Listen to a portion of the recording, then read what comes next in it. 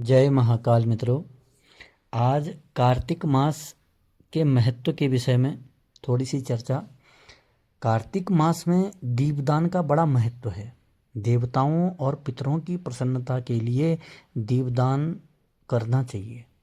भगवान विष्णु की प्रसन्नता के लिए कार्तिक मास में आकाश दीप का दान किया जाता है। कार्तिक मास में प्रतिदिन प्रातः काल स्नान करके कोमल तुलसी दलों से भगवान विष्णु या दामोदर कृष्ण की पूजा करके रात्रि में आकाश दीप देते हैं। इसके लिए प्राचीन समय से क्या आज भी लोग करते हैं। एक लंबे बांस में लालटेन रखकर उसमें आकाश दीप जलाते हैं। भगवान के मंदिर के मुंडेर पर एक मास तक दीपदान किया जाता है। दीप प्रज्वलित करते समय इस मंत्र का उच्चारण किया जाता है, दामोदराय हरिप्रियम। मैं सब में स्थित और विश्व रूपधारी भगवान दामोदर को नमस्कार करके यह आकाश दीप देता हूँ, जो भगवान को अत्यंत प्रिय है। महालक्ष्मी सहित भगवान विष्णु की प्रसन्नता के लिए शरद पूर्णिमा से पूरे मास आकाश दीप प्रज्वलित करना चाहिए।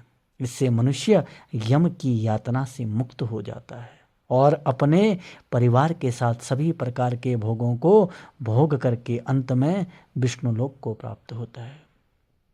भगवान दामोदर की प्रसन्नता के लिए रात्रि के समय मंदिरों, गलियों, तुलसी के बिरवों और पीपल के पेड़ के नीचे, बिल्व वृक्ष के नीचे, नदियों के किनारे, सड़क पर, सोने के स्थान पर आदि पर दीपक जलाया जाता है। इससे सब प्रकार का वैभव लक्ष्मी की प्राप्ति होती है। जो मनुष्य कीटों और कांटों से भरे ऊबड़ खाबड़ रास्तों पर दीपदान करता है वह नरक में नहीं जाता है। और कार्तिक मास में पितरों के लिए भी दीपदान करना चाहिए। नमः पितृभ्यो प्रेतेभ्यो कांतारपतये नमः। पितरों को नमस्कार है, प्रेतों को नमस्कार है, धर्म स्वरूप विष्णु को नमस्कार है, यमराज को नमस्कार तथा कठिन पथ में रक्षा करने वाले भगवान रुद्र को भी नमस्कार है। क्योंकि एक दंत कथा आती है, त्रेता युग में हरिद्वार में देव शर्मा नामक एक विद्वान ब्राह्मण थे, जो सूर्य की आराधना करके सूर्य के समान तेजस्वी हो गए। उनकी गुणवती नामक एक पुत्री थी और कार्तिक के महीने में वह प्रातःकाल स्नान करती थी, दीपदान और तुलसी की सेवा तथा भगवान विष्णु के मंदिर में झाड़ू लगाया करती थी। प्रतिवर्ष कार्तिक व्रत का पालन करने से मृत्यु के बाद वह बैकुंठ लोक को गई। गुणवती ने सभी कर्मों को परम पति भगवान विष्णु को समर्पित किया था, इसलिए अगले जन्म में वह सत्यभामा हुई।